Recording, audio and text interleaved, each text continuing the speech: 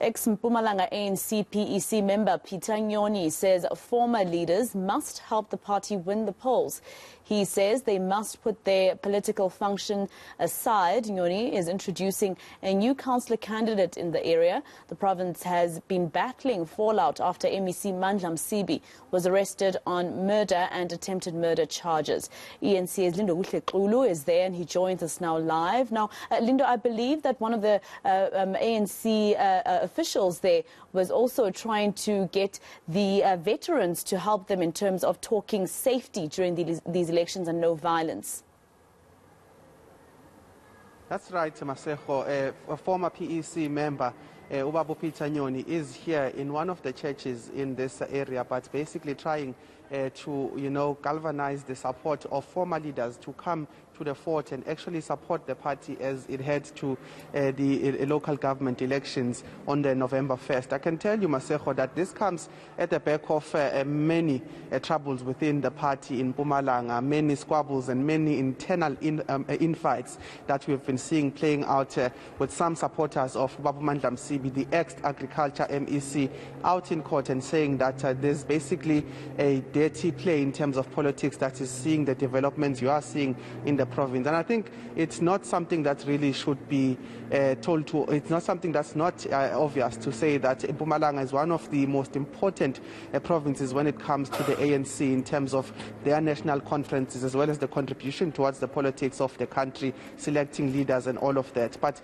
we want to get a sense really of Ubaba Peter Nyoni in terms of some of the things that he's calling for, including leadership from the former ranks to those that are here today. But let's start here, Babu Nyoni. Thank you so much for joining us. We're live on eNCA.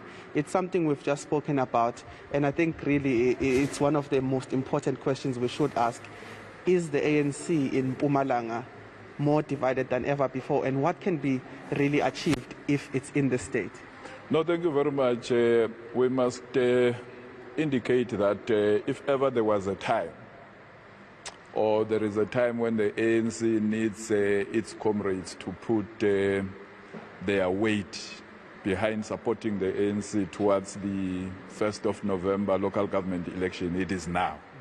That is why we are calling upon all former PEC members, former REC members, branch executive committee members that are not within the structures, to actually come on board and assist the ANC to win the November 1 elections. You will understand that I'm addressed as a former PEC member.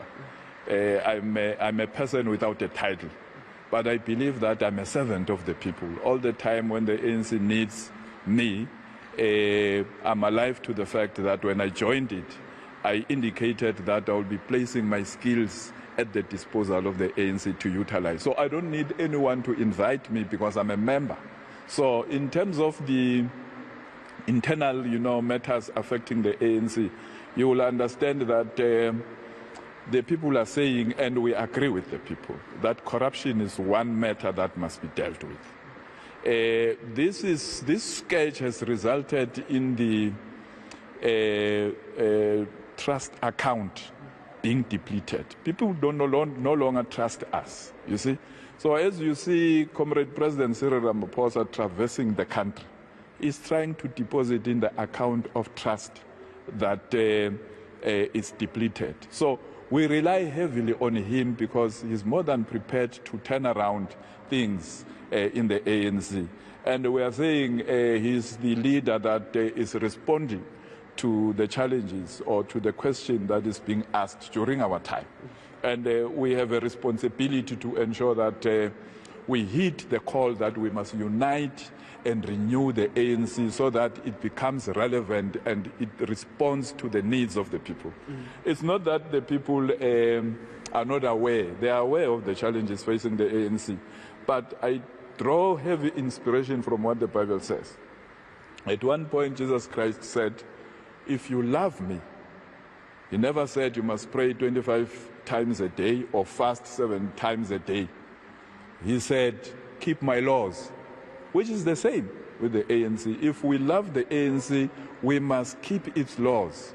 its laws are contained in the constitution of the ANC because the ANC is an organization that has got character.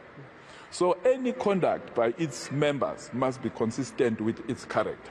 So we are saying we must keep the constitution of the ANC obeyed, its resolutions, and other regulations that seek to bring, stability, unity within the ANC. So in Mpumalanga, in particular, we are calling upon all those that have been sidelined for whatever reason.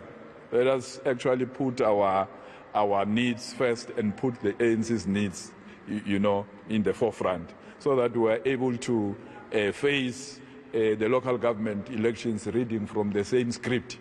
Then we'll be able to deal with these other matters of factionalism, divisions, and so on, later after the local government elections. Just to enter there, because we are running out of time, Babu Nyoni, you've also suggested that national leadership must also, in fact, appoint a committee that will look into the factions of the ANC that many are saying are quite clear. And you're speaking about the division of a party towards the local government elections. But what is it that you want from national leadership to do as a form of intervention? Yeah, no, we need unity, renewal.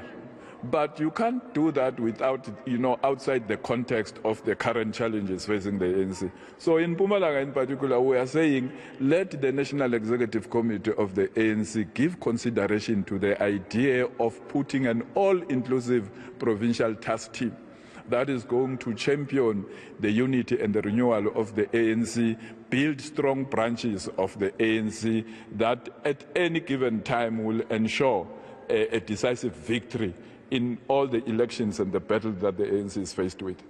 In the current context of things, the way things stand with all these divisions, we understand that there are about 3 groupings within the ANC in Mpumalanga at the moment. If things stay as they are without intervention, what is the future or the lack of for the ANC in the province? So far, we have a responsibility to hold the fort. We'll fight. That's why we want former PEC members to come on board as well, because we have come to realize that currently we are lacking in terms of those skills that we need to actually take the organization to the next level. We are going to, swim through these challenges because we must ensure a decisive victory for the ANC come the 1st of November 2021. What happens if these factions stay like this? What's the future or the lack of the ANC? Yeah, Abraham Lincoln once said, a house divided against itself cannot stand.